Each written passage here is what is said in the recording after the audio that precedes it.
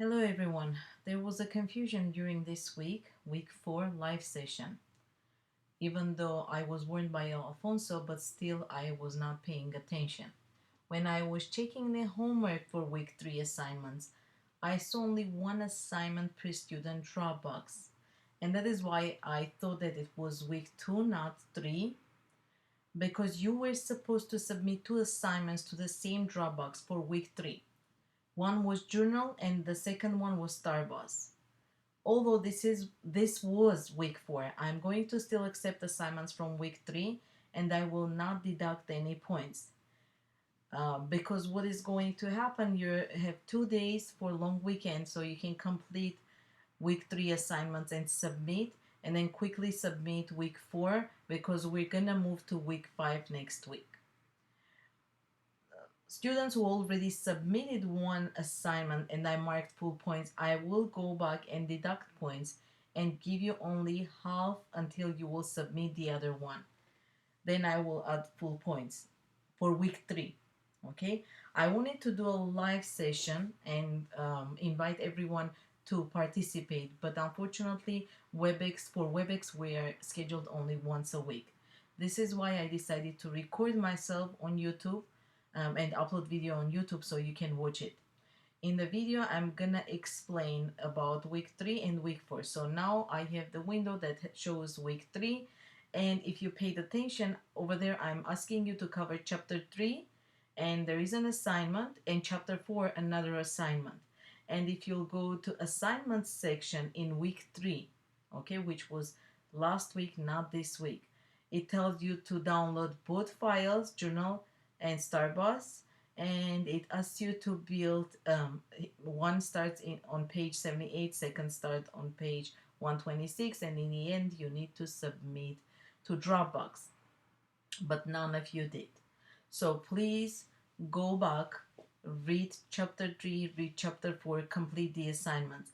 Even you submitted one assignment, please submit both so I will make sure that you did. People who just submitted one, okay, students who submitted one. So this was for week 3, and I'm gonna jump to week 4, and I'm gonna cover week 4 because I did not do that for our live session. So what you're gonna do, you're gonna read chapter 5, adding images to your page, meeting the media, from pages 165 to 222. You will view the slideshow, and I'm gonna explain slideshow right here.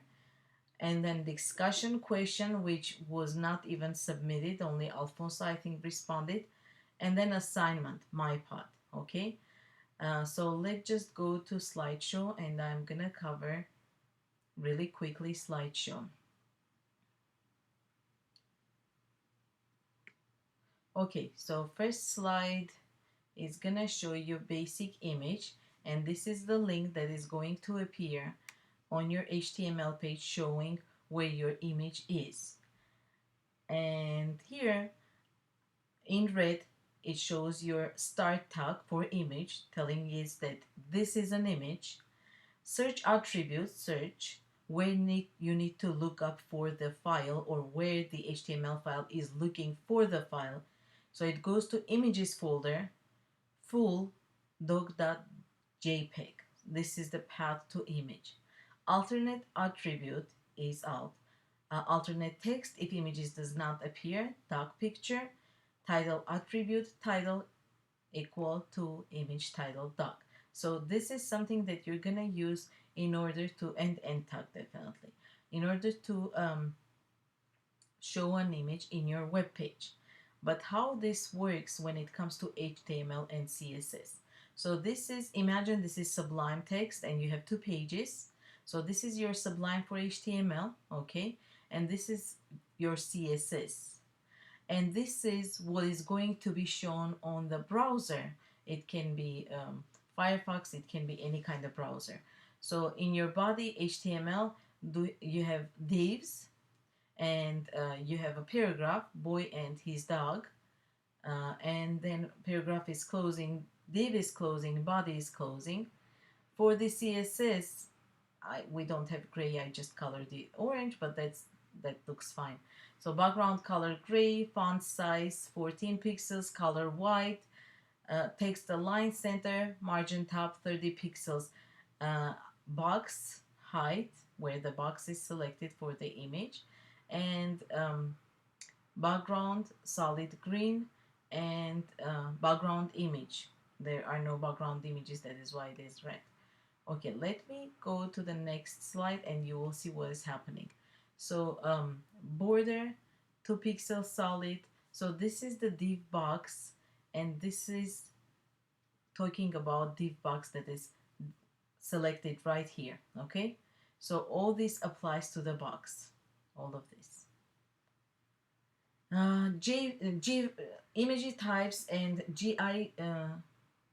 GIF, sorry for mistake, it's supposed to be GIF, JPEG and PNG. GIFs are low quality, used for simple graphics only. JPEGs are photographic imagery, complex patterns or gradients. PNG images with alpha transparency. PNGs you can take screenshots and they are low resolution and easy to upload to any web page. Now it depends what type of web page do you're designing. Their images can vary from JPEG to GIF depending from the type of the website that you are gonna manage. Next slideshow will be about fonts. Okay, how you post fonts. We're gonna discuss about fonts a little bit later too. So font family. So when it comes, this is in CSS, by the way. So in CSS you put your fonts, font family. This is desired font that you want to use, but if the computer doesn't have this font, it can upload Helvetica, that is your second option, okay? And then if it doesn't have Helvetica, then it will just select from sans serif font family. I'm sure you're familiar with it. So that is how it is going to show. In the next slide, I'm showing you need to not only select the font, but also color. So font family, this is the name, cool font. And this is TIF folder. Usually when you organize your files, sometimes you need to save fonts in specific folders so they can upload with the web page, but sometimes they won't. That is why you put next option. Okay, so again here, font family. Okay, let's just select and it will explain. So given the font a simple name, cool font, sometimes you can keep them with the names that you downloaded. Sometimes you can just change the name so it is easy for you to understand. TIF, OTF, and TTF fonts work with all browsers except for Internet Explorer. EOT format required for Internet Explorer use. Now, why you're gonna put both? Because you don't know who is the user and what kind of web browser they are using. That is why you need to have both here. Okay. So pass to the font file. So it tells you where to go to fonts folder, and this is the font name, and this is basically for different browsers. Okay, next one, font face. CSS without IE code. What is gonna happen here? Oh, sorry, let me go back. So let's just say you will just leave it TIFF. In previous one, we had TTF, sorry, and EOT.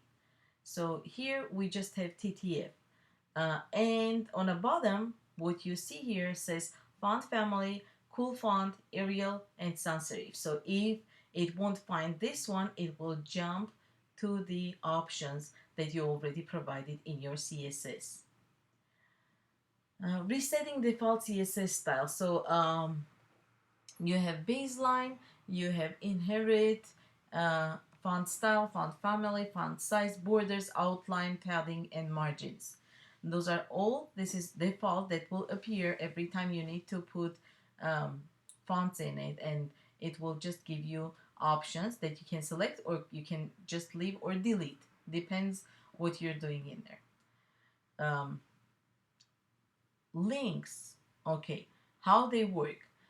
So for example, if you have selected that your font has color blue, text decoration none, visited, if someone visited the website, it becomes light blue, and you know from some websites that you go check, and then you come back, you see that the link is selected. So this is the color. You can change it according whatever your client wants. Text decoration none. uh, hover on if you're like sort of coming and it changes the color. This is how it's supposed to work. And if it is active, so active one will show color blue. Let me see, I think I'm explaining. Yeah, link